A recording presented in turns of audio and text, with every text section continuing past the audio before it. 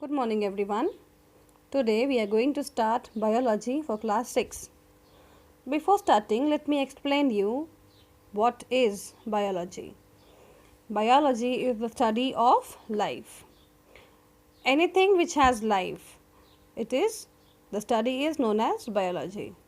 The scientific study of living organisms and their interactions with the environment. Living organisms here stands for the plants, animals, human beings, all the kinds of microorganisms which have life in them is all the study of everything is biology. Interactions here stands for any kind of dependence, interdependent relations which these organisms share among them. The study is biology. We will start with the plant life. Here I have a beautiful picture of parts of a plant. We will study about leaves, the changes in the leaves, flowers, pollination, fertilization and seed germination. In this slide I will be teaching you about leaves and its different kinds of modifications and changes. Leaf. You can very much familiar to this picture, this green color leafy substance. This is a leaf. A leaf is a thin flattened substance of a plant that appears from the nodes of the stem. You all have seen a leaf. It is also known as the kitchen of the plant, the food factory of the plant, which prepares the food of the plant. What are the parts of a leaf? These are all the important parts of a leaf, starting with the stem part, from where the leaf is attached to the plant. This is the stem. This is the axil, a node from where the leaf arises. So this is the axil node. This channel forms the midrib, the main vein of the leaf. And the subordinate veins which come from the other sides are known as veins or also known as venules. This outer lining of the leaf is known as the leaf blade, and the end part where the leaf ends is known as the tip of the leaf. Moving on next, there are basically two kinds of venation. You can see these net-like venations. Venation is basically the arrangements of the veins in a leaf. All the leaves don't have the same kinds of venation. There are two kinds of venation, parallel venation and reticulate venation. Parallel venation, you can see the parallel lines in these leaves. And the reticulate venation can be seen in the leaves of mango tree and hibiscus plants. These leaves, they have the setting of net-like pattern on both the sides of the midrib. This is the midrib, and both the sides you will see net-like pattern of the venation. And in this pattern, the venation, the veins, they run parallel to each other. Now generally, these kinds of leaves are found in the monocot plants, and these kinds of leaves are found in the dicot plants. We have general example of the parallel venation leaves. We have seen banana leaves, and general example of reticulate venation we can see the mango leaves. I want you all to have a look very carefully at these leaves.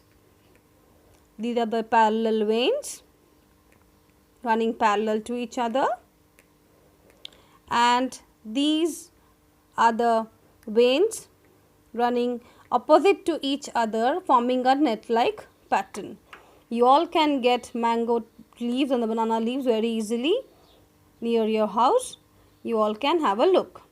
Next, we are moving to two kinds of leaves. There are basically two kinds of leaves, simple leaf and the compound leaf. The simple leaf has only one blade. You can see the boundary. the outer lining of the leaf. One lining, one single leaf. In a compound leaf, you can see many small leaves are there, which all together makes one leaf. Many small leaves all together makes one leaf. There are two kinds of leaves, simple leaf and compound leaf. In different plants, there are different types of arrangements of leaves. Generally, there are three important arrangements: alternate arrangement, opposite arrangement and whorled arrangement. We will see the alternate arrangement first. Here, in one node, only one leaf arises. One node, one leaf. You can see it very carefully. One node, one leaf is arised. This is alternate arrangement of leaf. In the opposite arrangement, in one node, two leaves are arised. This is opposite arrangement of leaves. In the whorled arrangement, you can see from one node, more than two leaves have arisen. So, this is whorled arrangement of leaves. These are the three important arrangement of leaves: alternate, opposite and whorled. Moving on next to the very important function of the leaves, that is to undergo the process of photosynthesis. It is the process in which the leaves prepare the food for the plant. Now, how does it prepare the food? The leaves, they receive the energy from the sun, and this energy is trapped in the leaf. It is trapped by the chlorophyll, which is a green color pigment in the leaf. This chlorophyll gets combined with carbon dioxide and water. Carbon dioxide and water. Sunlight, carbon dioxide, water. Combines together and it supplies us starch and oxygen. This process is known as photosynthesis. This is one of the most important function of the leaf. Next function is the gaseous exchange, the giving out oxygen and taking in carbon dioxide, and transpiration. We will see what is gaseous exchange. You all might have heard of the word stomata in a leaf.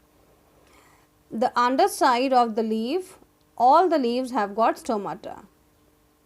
This stomata, in this stomata, carbon dioxide is taken in and the oxygen is given out. This basically is known as gaseous exchange. Stomata usually open during the day and closes during the night. That means during the day the oxygen is given out and during the night oxygen is taken in. Okay. Next we are moving to transpiration. Transpiration is loss of water. The amount of water vapor which is lost from the plant, that is known as transpiration. Moving on next to all the kinds of modification and changes you see in different kinds of leaves. All the leaves are not same. Some leaves store food, for example onion. Some leaves, they modify themselves into tendrils. You can easily see tendrils, the round patterns in a pea plant.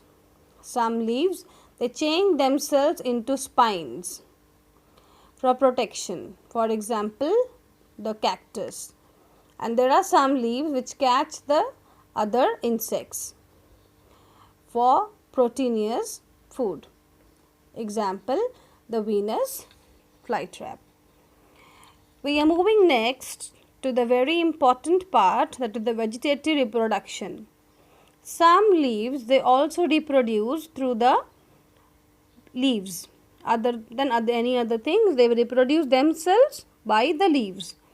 By the leaves. Basically, we will see here the bryophyllum plants. In the bryophyllum plants, the buds give rise to new plants with adventitious roots, shoots and small leaves. You can see the picture of the leaf and you can see small tiny plants growing at the edge of the leaves. Here, these new plants, they detach from the leaves and develop into mature plant after coming in contact with the soil. In these small leaves, from the nodes, the small leaves start arising. And when these leaves get little heavier, automatically these small plants, they drop down themselves from the leaf and they get detached. And as they come contact with the soil, they start growing individually. This is known as vegetative reproduction, which is effectually done by the leaves. That is all about leaves. I will be continuing with flowers in the next presentation. Hope you understand. Thank you.